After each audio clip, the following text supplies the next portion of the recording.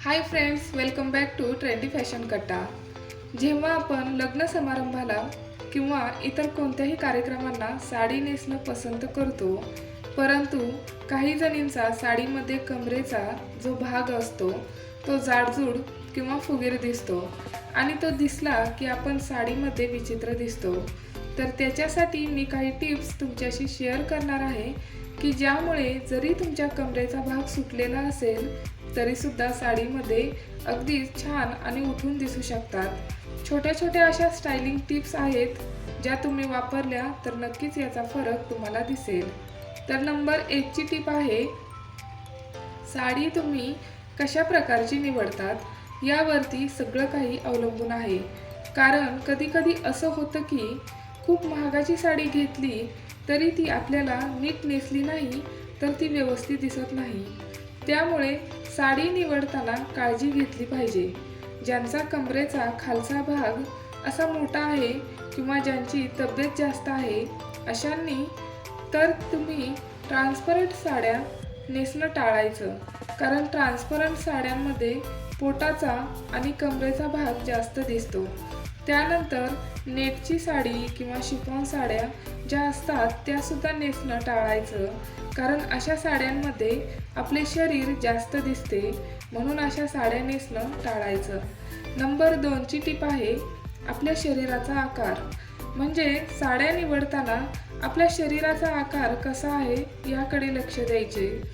समजा तुम्ही उंचीने जास्त असाल आणि तुमची तब्येत जास्त असेल तर आपण नेहमी साड्या उंचीला जास्त निवडायच्या। ज्यांची उंची जास्त आहे त्यांनी साड्या उंचीला जास्त निवडायच्या।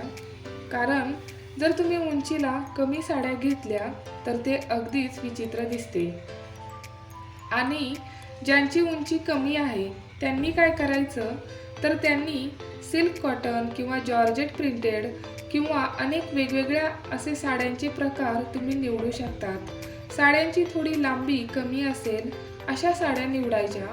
कारण काही साड्या खूपच लांब असतात आणि निऱ्या जास्त आल्या की तर ते अजूनच जास्त फुगीर वाटू शकतं। त्यामुळे साड्या निवडताना सहावारीमध्येच घेणं पसंत करायचं। अशा प्रकारे साडी नेसायची की निरी पण व्यवस्थित दिसली पाहिजे आणि त्यानंतर साडीचा जेव्हा पदर घेतो तेव्हा ती साईड म्हणजे जिथून निरी संपते तिथून तो व्यवस्थित पदर आला पाहिजे, म्हणजे दिसताना साडी अगदी व्यवस्थित दिसते। त्यानंतर तिसरी टिप आहे, कमीत कमी ज्वेलरीमध्ये आपला लुक अजून कसा खुलून येईल याकडे लक्ष द्यायचे आहे। कारण जर तुमची तब्येत जास्त असेल आणि हेवी ज्वेलरी वापरली तर खरंच खूप विचित्र वाटू शकते। त्यामुळे साडीची निवड ही इतकी छान असली पाहिजे की साडी आपल्या शरीराला शोभून दिसली पाहिजे आणि त्यासोबतच ज्वेलरी देखील अशी निवडायची की ती ज्वेलरी सिंपल बट अट्रॅक्टिव्ह अशी वाटली पाहिजे। त्यानंतर चौथी टिप आहे, काही जणींना पदराच्या प्लेट्स अशा प्रकारे लावतो की किंवा छान अशा प्लेट्स लावायची सवय असते।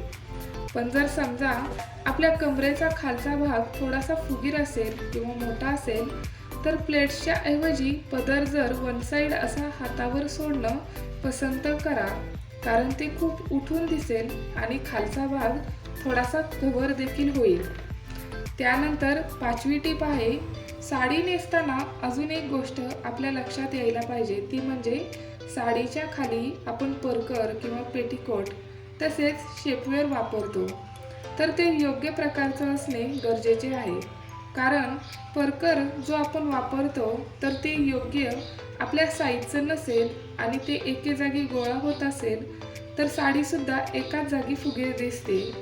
तर त्यामुळे आपल्या कमरेच्या मापाचं पेटीकोट किंवा परकर असलं पाहिजे तरच साडी अगदी सुंदर आणि आकर्षक दिसेल। त्यानंतरची टिप आहे, साडी नेसल्यानंतर निऱ्याच्या ज्या प्लेट्स असतात त्या अगदी व्यवस्थित पडल्या पाहिजे। कारण कधी असं होतं की आपण निऱ्या तर करतो पण त्या प्लेट्सकडे आपण लक्ष देत नाहीत, वर खाली दिसतात।